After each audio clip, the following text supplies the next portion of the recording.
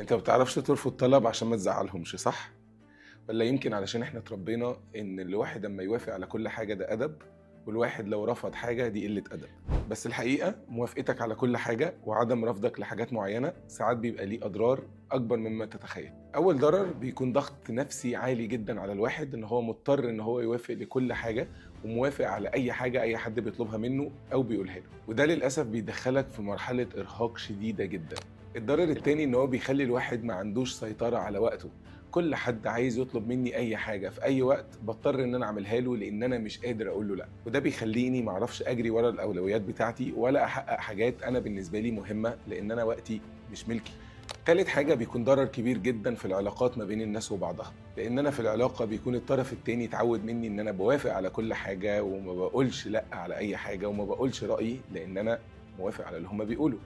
والضرر الرابع وده خطير جدا ان الواحد قيمته قدام نفسه بتقل، لان انا ما بقتش عندي حدود وما بقتش قادر اقول للاخرين لا.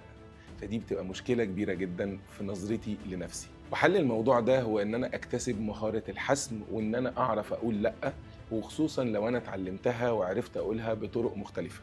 واي حد بيواجه الصعوبة دي بيحتاج منهجية علمية وخطوات واضحة علشان اعرف احط حدود لنفسي، وعلشان اعرف اقول لا للاخرين بناء على ما يناسبني والحاجة اللي موافقة للحاجات اللي انا عايز احققها. كل الكلام ده موجود في كورس بوصلة الحسم اللي بيقدم لك المنهجية العلمية القابلة للتطبيق، ان ازاي الواحد يحط حدود، ازاي الواحد يقول لا، ازاي الواحد يبقى عارف ان هو يطبق منهجية الحسم. لو عايز تعرف اكتر عن تفاصيل الكورس دوس على اللينك اللي موجود في رابط الفيديو.